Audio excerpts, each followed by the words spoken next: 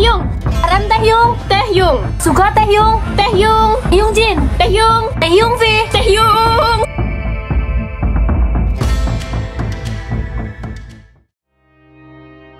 Banyak orang yang nggak sadar, khususnya generasi muda, ketika mereka secara sadar mendedikasikan dirinya pada seorang idola. Pada dasarnya, mengidolakan seseorang, baik itu aktor, penyanyi, atlet, tokoh dunia, bahkan tokoh agama, sah-sah aja. Gue yakin, beberapa dari lo juga punya sosok idola yang jadi inspirasi dan motivasi. Nah, tapi yang jadi masalah itu, ketika dari inspirasi dan motivasi, malah lahir obsesi, yang bikin orang kehilangan rasionalitas, sampai-sampai gak punya batasan dan gak bisa bedain mana motivasi, mana obsesi. Dan di segmen mencoba beropini kali ini, gue mau ajak lo semua buat bahas fenomena kenapa banyak orang bisa fanatik dalam mengidolakan seseorang.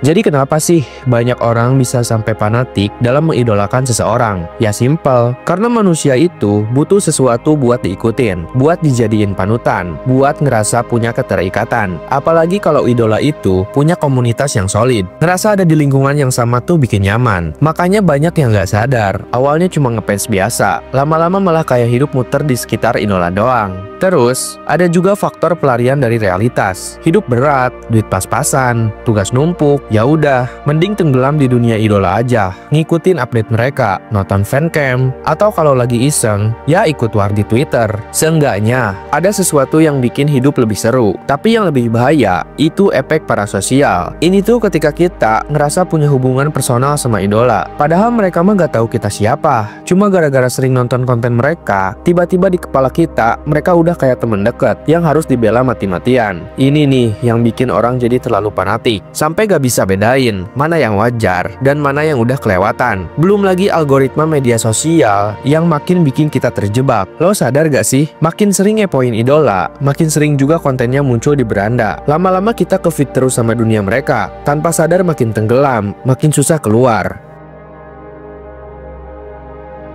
Kalau ngomongin dampak, jelas ada positifnya, tapi ada juga negatifnya. Kita mulai dari yang enak dulu deh. Punya idola itu bisa jadi motivasi. Lo lihat idola lo sukses, kerja keras, gak gampang nyerah, terus lo jadi kepacu buat ngelakuin hal yang sama. Misalnya, ada yang ngefans sama atlet, jadi rajin olahraga, atau ngefans sama musisi, terus jadi semangat belajar alat musik. Idola juga bisa ngasih hiburan, bikin hidup lebih berwarna, dan kadang bikin kita ketemu teman-teman baru yang satu circle. Tapi kalau udah kelewat batas, nah, di sini mulai bahaya.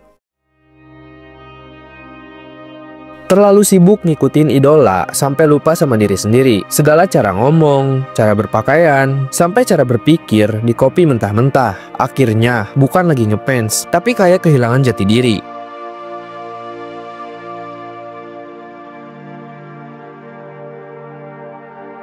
Demi idola, segala dibela-belain, rela begadang nungguin live, sampai ngutang demi tiket konser. Ujung-ujungnya, hidup realitanya malah keteteran. Orang yang udah terlalu fanatik tuh cenderung baperan. Idola salah? Gak mungkin. Yang salah pasti orang lain. Padahal, semua orang bisa salah, termasuk idola loh. Banyak kasus di mana idola bikin brand atau jualan sesuatu, terus fans langsung beli tanpa mikir. Mau produk mahal, gak berguna, atau kualitasnya biasa aja, tetap dibeli karena pokoknya dari idola.